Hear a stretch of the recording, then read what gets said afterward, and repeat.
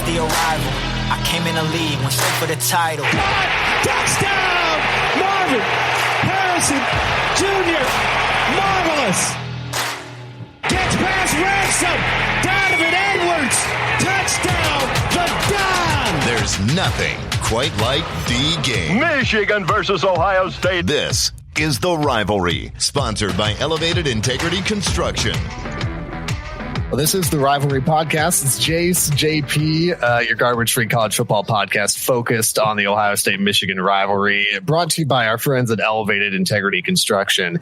And we have got a really special guest with us today. It's our boy Jeremy from Meep Meep Nation, UTSA Roadrunner account. Jeremy, thanks for making time to hang out with us today, man. Appreciate it, man. Thanks for the invite. So let's start with this. So it's kind of a weird marriage here: Ohio State, Michigan, and UTSA. Just tell me a little bit about yourself, Jeremy, and how you became a Roadrunner fan. Yeah, man. So, my following of UTSA football kind of happened during our conception. So, around 2013, I was a freshman at UTSA. Before coming to UTSA, I wasn't really a huge college football fan. I mostly just watched the NFL and, coming here to UTSA and even though we were such an early program, being the Alamo Dome, experiencing that kind of atmosphere, and just being a college student in general, being on campus, you kind of just get sucked into this very different culture that I think if you're just a fan of a professional football team, but you've never been sort of a fan of a college or university that you went to, it's kind of hard to describe. And so when you're in that kind of environment for 4 years, you kind of end up getting sucked into the team and following them long term. And coincidentally, the launch of the football team around 2010, 2011 was also around the time when we launched Meep Meep Nation. So that's 2013.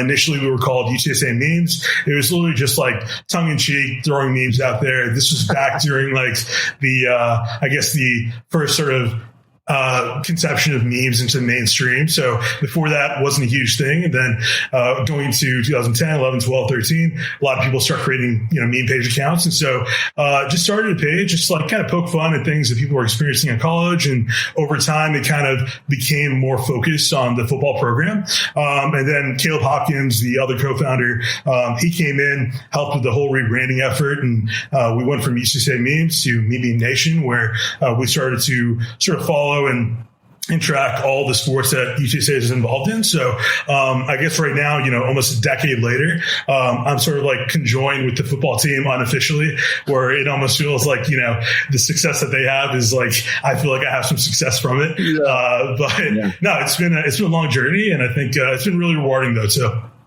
I love, Kirk Herbstreit was talking about after the Washington-Oregon game on Saturday about how he does, Thursday night football. You kind of reference pro versus college, how he does Thursday night football. It's like, and that's awesome. And I love it.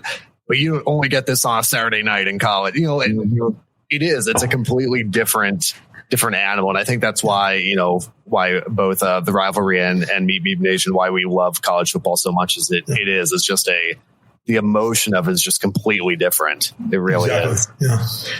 Let's assume for a second that, because there's probably not a ton of crossover audience here, let's assume that most of our, at least the folks here at the rivalry, let's assume we've watched all of 30 seconds of UTSA football this year. What is about the midseason mark now? Like, what's one or two things that somebody listening to the podcast that goes, okay, cool, I'll check out the game. You guys play FAU this weekend. What's something that you could give them to kind of catch them up to speed on what the season's been like so far for the Roadrunners? Yeah, I think it's a huge question, I realize. Yeah, and I appreciate you giving me a bit of a heads up. I had to really think over that. Because, again, we're a 10-year-old program, right? That's like a joke compared to some of these programs, such as y'all's, been around for 100 plus years. We're barely a baby. And so, contextually, I'm really, and a lot of fans are viewing this season really through the lens of Traylor coming in. So we've gone through 3 head coaches right now. The guy who started it was Larry Coker, so former Miami national champ, and so he did a really great job taking us off and sort of building the program. And then as we went from FCS to FBS, we kind of started to struggle a little bit more, and a lot of that had to do with the rosters we were bringing in. We were struggling to find a QB, struggling to find a lot of the position players we needed. And so ended up replacing Coker with a guy from LSU, the top recruiter, Frank Wilson, and he did a really, really good job of bringing in some top talent. And we were doing okay there, and then I think still struggling, not getting to where we wanted to be as far as being conference contenders within Conference USA. And so Traylor comes in, right before the pandemic, I think a year before that, and first year with him in was kind of lackluster, not a whole lot of noise, and then 2021, we really kind of exploded on the stage. So we started to go undefeated. I think we're 6 or 7-0 before we ended up getting ranked. And then, to be a 10-year-old college football program and to be ranked and hear your name, on all the main broadcasts was like mind blowing for all the fans and everyone involved. And, people were talking about the NY6 Bowl potential, and it was just, a lot of momentum going there. And there was a contingent of the fan base that was like, okay, this is a Cinderella story. It's going to end really quickly. The carriage is going to turn into a pumpkin, and then we're going to be back to a no-name FBS school really quickly. But, we were able to do really, really well, go into the American Conference Championship, win that 2020, or the Conference USA Championship, win that 2021. And then 2022, people were like, okay, are we going to do this again? We had most of our same roster. We had pretty much all of our staff. It was like, okay, there should be nothing to stop us. And lo and behold, we do it again, right? We end up getting ranked again. We end up winning back-to-back conference championships. And now we're just spoiled, right? You're like 11, 12-year-old program. You're winning back-to-back championships. You're showing up as ranked on all these TVs and bowls. And it's just like, going into this season, that's the context. So going into the season, sky's the limit. Like, this is the first season we're going in where you've got people, big names on TV, talking heads saying UTSA could be ranked their first game or their second game. And so there was just ridiculously high expectations. NY6 was really a big focus for us. So I think between us and Tulane, we were sort of the front runners in that conversation. And then, the Houston game happened, and that kind of kicked us down a notch really quickly. And that one hurt quite a bit because if anyone's not familiar, UTSA is in San Antonio. We're a stone throws away from Houston. And so in a lot of ways, at least for football, we kind of view them as I guess like an unsanctioned rival. And there's a few reasons for that. When UH launched their stadium, TDCU in Houston, UTSA played them back in 2014. This was back during the Larry Coker era, and we actually beat them. And so we kind of like jokingly call it TD UTSA Stadium, having messed up their inaugural game. And then coming into last year, there was a triple overtime game against Houston where they beat us in the Albadome by, I think, like a field goal. And that was really holding pretty heavy on us. And so coming into this season, we're like, this is a revenge game. Not only are we going to basically, take back what you guys took from us last season, but we're also going to spoil, hopefully, your inaugural game in the Big 12. And so, we're riding really heavy, really high, and everything that could go wrong went wrong. Like, we weren't the team we thought we were. Lots of interceptions, a lot of blown coverage. It was just a really messy game. And I think it humbled us quite a bit. Took a lot of air out of our lungs. And then as we progressed through the season, we played Army and then we played Tennessee. And I think if you ask anyone in the preseason how we would look this season, most people, even casual fans, would have said maybe a 1-2 loss team, right? You're playing Tennessee, in Knoxville. You're going to lose that most likely. So there's one loss there, and then maybe just one throw-in loss. And if you're somebody like me who drinks the Kool-Aid every season, you're going to be like, you're going to go undefeated, And so, after losing to Houston, we end up losing to Army at home. Army just has this really good run-your-mouth football where they'll just do the same play, literally like running it right up the middle. And what was disappointing is like we just had no answer to that. And it was at home. And it was just, that was really at that point we realized, okay, something's off, something's wrong. And contextually, you guys should know, like, the biggest changes UTSA has had is really just we lost our OC, our offensive coordinator. Will Stein ended up going to Oregon, and you guys have seen how well he's doing there. And then we lost Zachary Franklin, our number 2 or number 3 wide receiver, and he ended up going to Ole Miss. But we're still a stacked team. We have most of our vets. Frank Harris, who's been here for like 50 years now, he's still playing QB, and we've got Traylor, we've got a lot of really good staff, and so it was kind of confusing going through the season, what exactly was going wrong. But I think contextually, if you kind of view UTSA right now through that lens of this is a team that has won 2 conference championships back to back, they've been ranked for 2 seasons, and they've kind of just had a rough start right now, you might have a good idea of what can happen. Because I think right now, from what I've seen, especially the past 2 games against Temple, against UAB, the big issue really has just been with Frank Harris. He went through multiple surgeries in the offseason.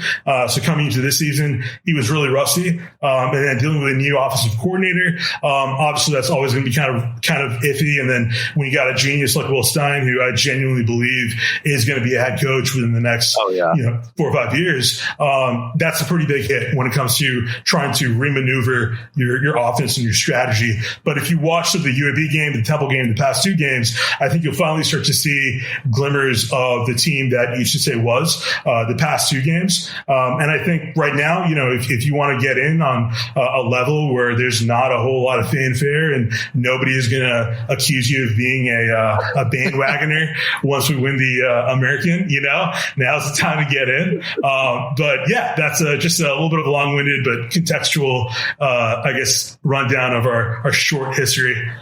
Well, and the schedule is pretty favorable moving forward for you guys too. I mean, you're obviously through the Tennessee game. And I think, at least from an outside perspective, obviously every game on the schedule remaining is winnable. And I would say you're probably favored in all of them, except maybe Tulane at the end of the year. Which, depending on how things fall, you could still be talking about a New Year's 6 or something of that nature, depending on what happens with teams like Air Force and, all that sort of thing too. JP, for the UTSA audience here in kind of the cross promotion, like what's something to kind of position folks for what Ohio State has looked like this year? Like if people are just jumping in here pre-Penn State week.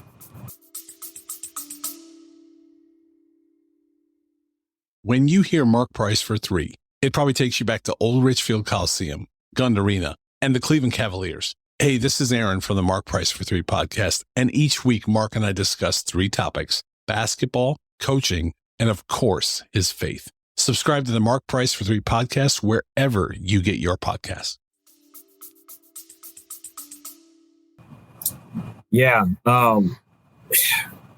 Yeah, if you're jumping in pre-Penn State week, I mean, the biggest question for Ohio State has been McCord and been injuries for us.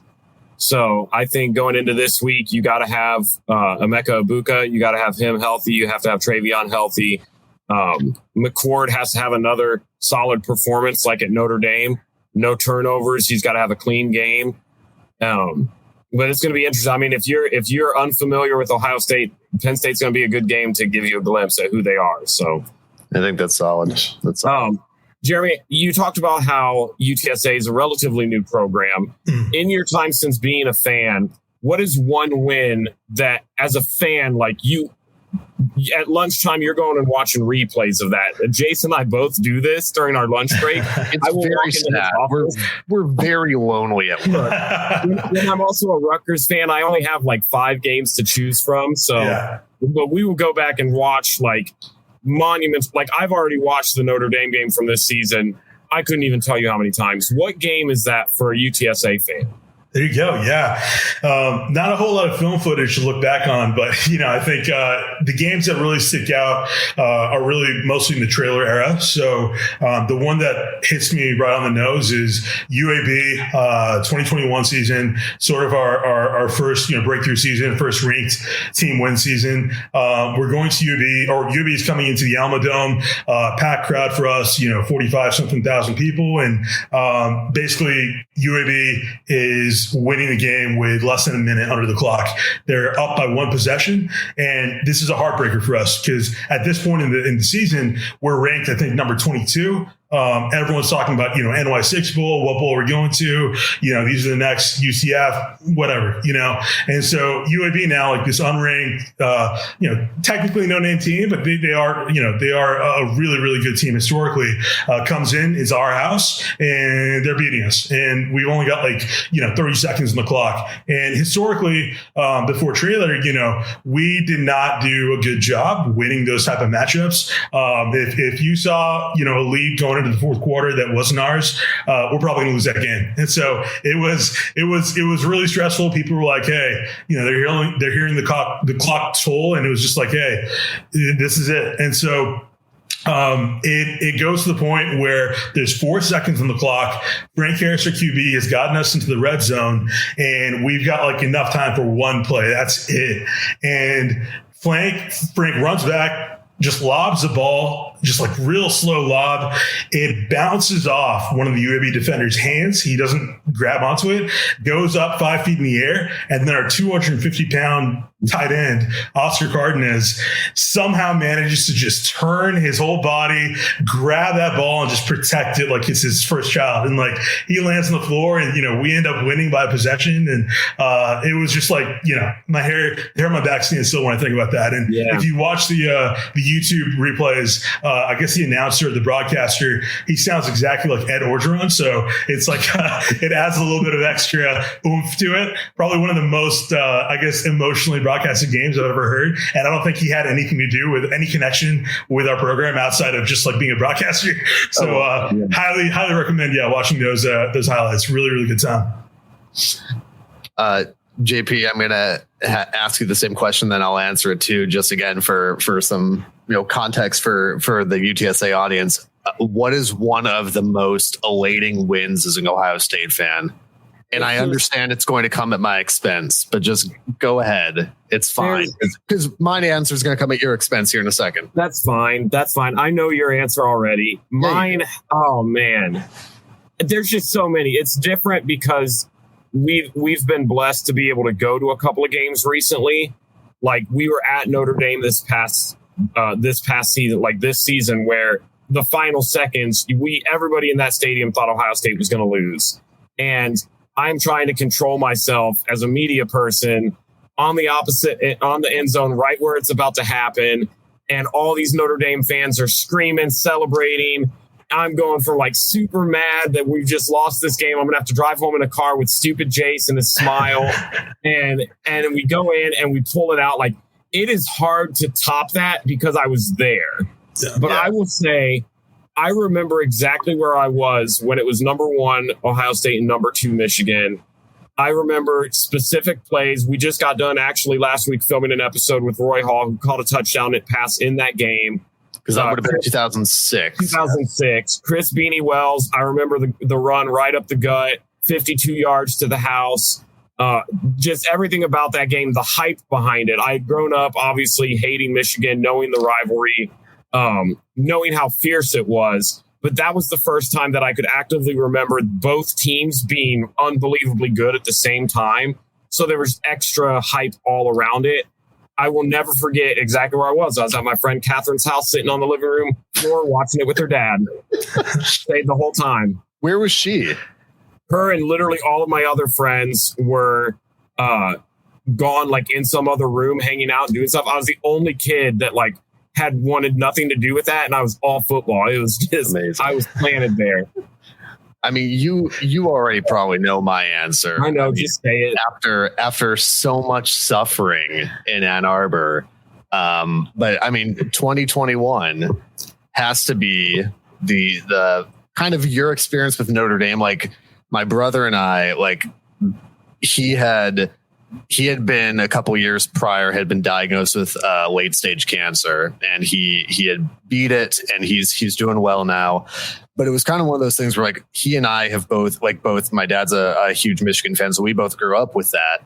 And we had decided, it was like after the Rutgers game in 21, which Michigan didn't even look that good. And we said, you know what, we've never been to a Michigan Ohio State game. Like, let's just buy tickets. We got them for a couple $100, which for Michigan Ohio State is dirt cheap. We said, yeah, why not? Who knows? Let's just do it. And of course, Michigan ends up winning that game, kind of getting the monkey off their back. It's snowing, crowds rushing the field. We're rushing the field. There's pictures of me just kind of on my back in the end zone, the happiest I've ever been. I mean, it's hard to get better than that. Again, it kind of comes back to the reason why we love college ball, right? It's the emotion of the thing. There's just nothing quite like beating your biggest rival or getting that last second touchdown. Like it's one of those things that you watch that replay again and again and again. on the flip side of that, there are also those deflating losses that you just cannot get out of your head. And Jeremy, I'll start with you. Like, what's one of the ones that just sticks out to you? Like, oh, if I could change just one game, this would be the one. You picked a good season to ask that question. I would say it's the Houston game this season. We were 5,000 feet high going into this season. I mean, this is the first season where it was just like nobody had anything bad to say about us. Like the worst thing anyone could say was, "Oh, you lost Zakari to Ole Miss," or you lost your offensive coordinator. But the main guys, trailer every season, it's always like, "Is he going to leave? Is he going to leave?" Right? Last season it was like, or the previous season before last, Texas Tech is coming. Previous season before that, you have other P5 schools coming, and so far he hasn't left. And so, when you have that kind of commitment from your head coach, and then you're doing so well in the past few seasons, you're just running high. And so this season, losing to Houston was just a huge come down, realizing that, hey, we've still got some work to do. We're not invincible. And the Houston game really just hurt a lot, just because, as I mentioned previously, they had come into our dome and they had beat us into triple overtime. And secondly, the Houston basically contract was signed way back in, I think, 2011 or 2012. So this was back when Houston kind of viewed us as like a cupcake, easy win program, scheduled them for homecoming money, and then you go. Yeah, exactly. And so with the games that we've played so far, I think the contract ended this season. And so I don't know, with them being in the Big 12, if they're ever going to be interested in signing another contract, which really sucks, because I feel like there's really a really nice rivalry that's organically grown from us. So that part also hurts, is like you're never going to be able to get vengeance from that game. And then obviously, potentially losing your NY6 game or NY6 bid and all that stuff just really hurt. And I think it really did weigh on our team going into Army, and up until at least I would say Temple. You could kind of see that there was just this level of like, man, we've got a knot in our chest still. We're not playing with like, I guess, the swagger that we were playing with, previously. And I think we're slowly starting to build that up again. But in our short history, I guess that's not too bad of a loss to say that you had. But it's definitely the worst one that I can remember personally. JP, dive deep into the pain, my friend. Please. See, it doesn't even take me that long. Like, obviously, the Michigan losses hurt. The most devastating one was Georgia last year in the college football playoffs, of going up against a team that I feel like nobody gave Ohio State a chance. You're going into that game fully expecting to lose, but knowing you have the talent to pull it out and win. You go in there, CJ goes out and plays a heck of a game, probably, I would say confidently, the best game of his Ohio State career. I'd agree with that. He absolutely plays dominant. You have a chance to win it. I felt like there were certain things, and we had talked about it on the podcast, there were certain coaching decisions in that game that I thought were huge mistakes that cost them that game. And you still had a chance to win it in the final seconds on a field goal to go to a championship where, honestly, I strongly believe if Ohio State wins that game, we're walking away national champs. We're beating TCU, and we're walking away with the championship. So coming that close, doing everything you can, you're in control for a majority of the game, and you lose it on a heartbreaker field goal in the last second. I think about that game all the time and what should have been. And I think that's what hurts the most. If it was a regular season game, it would still suck. But the fact that it was in the college football playoffs, we were in Atlanta, we were on their home field, we were a field goal away from essentially winning a championship, and we missed it by just a little bit. Just keeps me up at night. I hate it.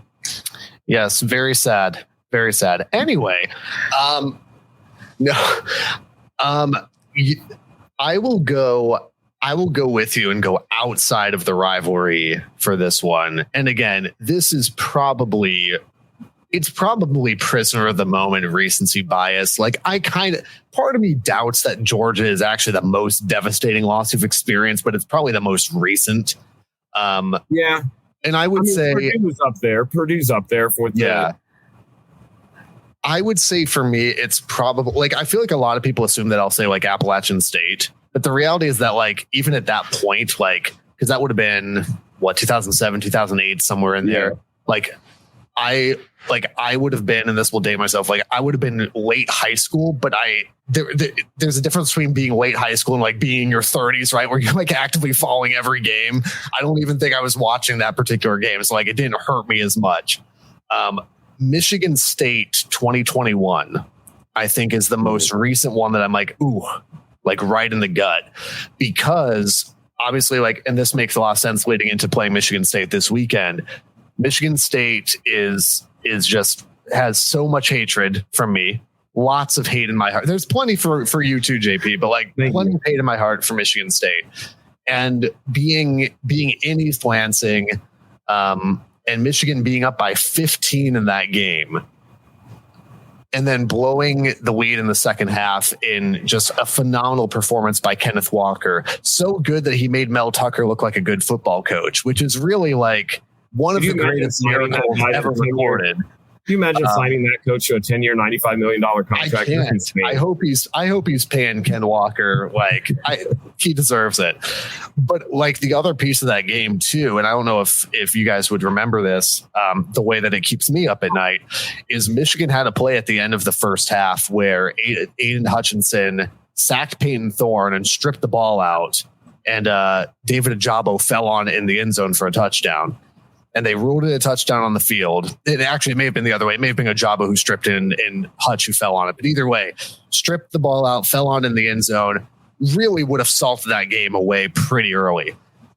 They went back and determined that it was indisputable that Peyton Thorne's shin was down. They overturned the touchdown, and Michigan, of course, ends up losing that game by like 3 or 4 points. There is no way in heck. I've watched that replay 1,000 times. There's no way that is indisputable to reverse the call. I thought it was a phenomenal call. Well, I'm sure you did. And I thought it was great. It's one in a long history of very questionable time clock refereeing decisions that have come out of East Lansing. And so I have no idea what to expect this weekend. I'm sure something stupid will happen, and I'll tweet about it angrily at RivalPod. But that's one that really grinds my gears for sure. And so now we're a good chunk of the way through the season at this point. What are some expectations? Like when you look at where you guys thought you would be at the start of the season to where you are now, have you guys exceeded those expectations? Is the fan base of the Roadrunners feeling right now? We're holding our breath. I think most of us are. Right now, the team we've seen, especially during the UAB game, that's a team that definitely can compete with everybody in our conference right now. Like one of you mentioned, we're favored right now to win every game. However, there's a big asterisk there because just because you're favored by 56% does not mean you have overwhelming odds. And I think this season has just been so weird, even outside of the American, where you have a lot of teams that, historically have been really good, or maybe they even had some really big wins, but then they have some big losses that get thrown in as well. And so with UTSA right now, obviously we have FAU coming up, and historically FAU, who's FAU? What are they doing? But they're a good team. They beat USF by 56-14, and USF, by the way, was neck and neck with Bama up until like the second or third quarters. Yeah. So these are like, I'm like, I'm not a magician when it comes to stats, but when I see numbers on the TV, I'm like, okay, something isn't adding up here. And so, a lot of these teams that you're seeing in the American, like even Rice, right? Rice is another team that historically, no one wants to get beaten by a food, and historically very few people have. And the reality is Rice did this season what we couldn't do. They beat Houston, and that's saying something. And so there's literally nobody in our conference schedule right now who we can really underestimate. Maybe East Carolina, they're kind of struggling a little bit right now, but historically, they've also been a really good team. And so I think it's going to be something where I think Coach Traylor had an interview earlier this week where he's like, I don't like being too happy anymore. Like I want to be mad. I want to be angry. And so I think we're kind of like coming out right now. Dark Knight Rises crisis mode where it's like, hey, we've gotten humbled. We got a lot of, a lot of little sticks in our shoulders and grains of sand in our throat. And we're just trying to like crawl our way back. And I think with a team like UTSA, where historically, we've always been an underdog, we kind of thrive off that energy. And so I definitely think, talent wise, skill wise, we have what it takes to be competitive. We've lost very few people, thankfully, when it comes to injuries. Frank Harris was out for a while, but he came back. The only guy who's kind of questionable is one of our top receivers, Clark, DeClorian Clark.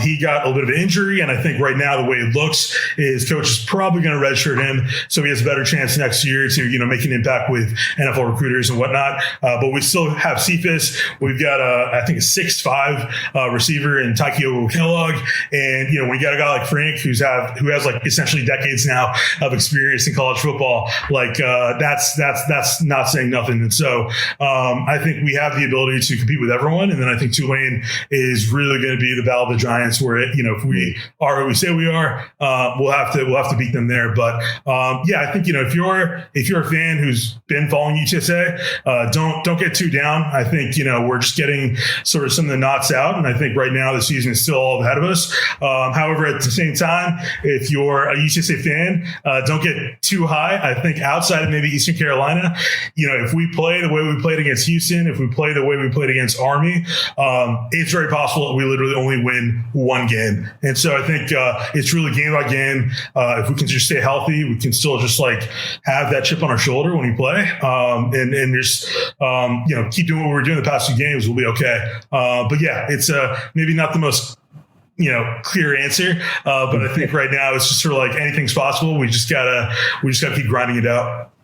Well, that's some of the beauty of college football is, when for guys like the three of us who try to analyze this in our, when we're not doing our day jobs, it's fun because at the end of the day, we can analyze to death, but it's also 18 to 22-year-old college students who are playing football in between exams, and anything can happen. And I think, even on the outside of the conferences on a national stage this year, this is as wide open a race for national title, for New Year's Six, for some of these big bowl games, as I can remember in a while.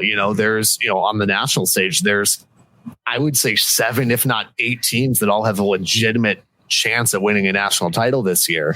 For both JP and I, obviously being Michigan, Ohio State guys, that's kind of where the bar is at right now. That's the expectation in Columbus and in Ann Arbor is that's great that it is. It's very much, you mentioned kind of being spoiled. It's the spoiled mentality of like, yeah. We won double-digit wins. That's great. Have you won a national title this decade? Did you beat that team? Yeah. Did you win a title or did you beat that team? Yeah, well, and on the Michigan side too, it's even stupider because I look back and I go, you guys realize that like 10 years ago, Michigan was going like 3-9 and 5-7. You guys remember the Brady Hoke Rich Rod years? Because I certainly do. But that's what makes it fun. So, Jeremy, last question for you, and this is a tough one. Right now, and again, we're recording this on the week leading into FAU, the week leading into Michigan State, the week leading into Penn State. Right now, the 4 best teams in college football. Yeah. So if anybody is like a pro analyst and they're like, listening to me speak, believe me, when everything I'm saying here, it's full of bias. It's full of just like gut feelings. It's full of glancing at the score half-heartedly while I'm eating a sandwich. So don't take it too seriously. Don't bet the house on it. But there you go. And then for you guys, it's going to be a very, I guess, unorthodox answer. So I totally forgot that you guys are Michigan and Buckeye fans before I made this list. But the top 2 on my list right now are Michigan and Ohio State. So are they in that order? Neck and neck. Michigan has the slight edge right now. There it is. That's all I needed to say. Like you said, he's an expert. So there you go.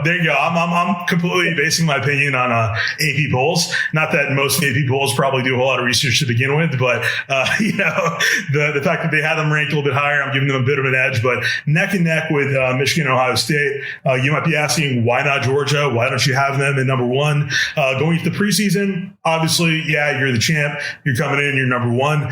But I think Georgia is still very much benefiting from recency bias from a lot of pollsters. The average individual, you just can't watch every single game and do a breakdown of this. And so, that's a lot of times while you'll see a lot of these polls, you'll see who's voting for which team. Some of these things don't make sense. It's like, why would you do this? And so recency bias plays a big role. And so preseason, I can understand, you come in as a champ, you should be number one. That's fine. But I think it should be just as much weighted when it comes to expectations going into the season. And with Georgia, if you actually look at the scores, even though they're undefeated, there's some really sketchy scores.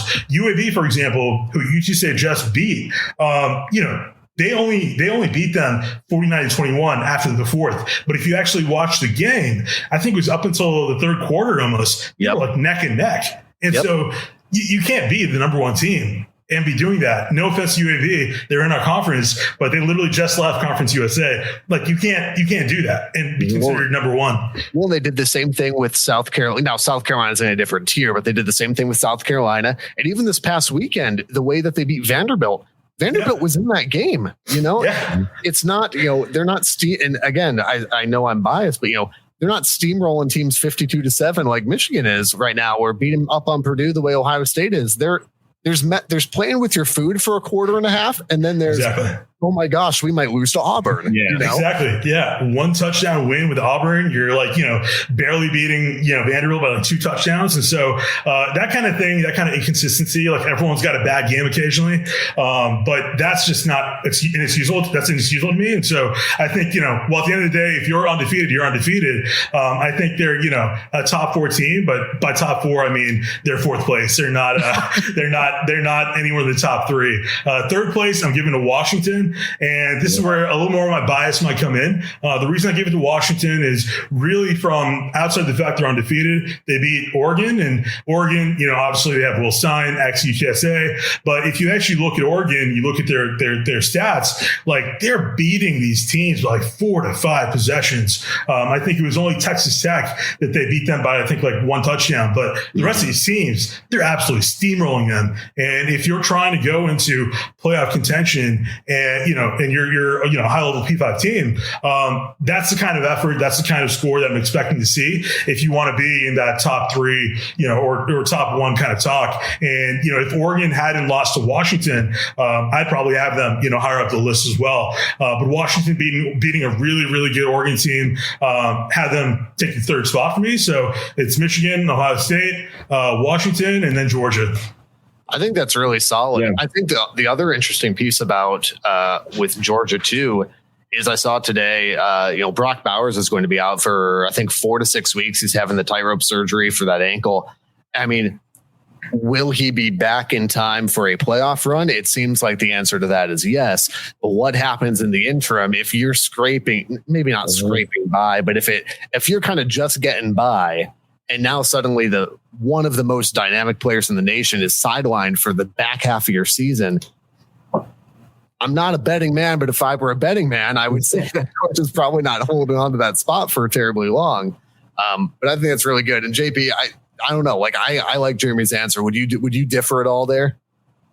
No, I mean, I agree with him. I agree 100% on Georgia. I think until they lose, you just can't take them out of that. But I agree. They've been shaky to me.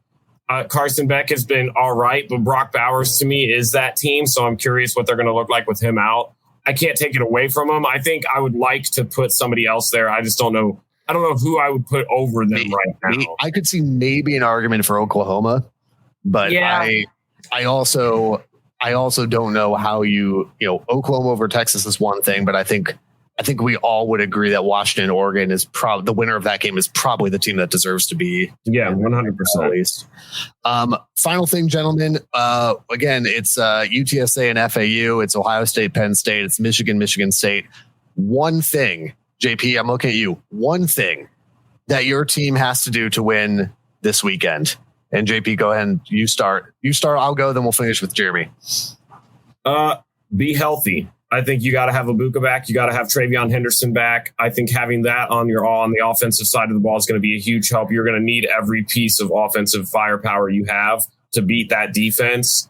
And luckily for Ohio State, they've had a luxury of great wide receivers. So if Ibuka is out, you've got Julian Fleming, you have Brandon Enos, you have Carnell Tate, Cade Stover, you have the best wide receiver in the nation in Marvin Harrison Jr. They're still good, but you've got to be healthy. You can't have two of your most dynamic offensive players out. I'm going to ignore it. Marvin Harrison's the best receiver. I know. I heard you. He is. I'm going to ignore Roman Wilson is a good receiver. He's not number one. Sorry. For Michigan, I mean, massive favorites over Michigan State right now. But Michigan State, you are always going to get their absolute best. And there's no doubt Michigan's locked in on this game, but you also have to know Michigan State is too. For Michigan, it's really simple. Don't turn the ball over. The way that you lose games like this, or let me kind of flip it, like the key recipe for success in pulling a monumental upset is you have to create turnovers. You have to win the turnover margin. You have to win it big.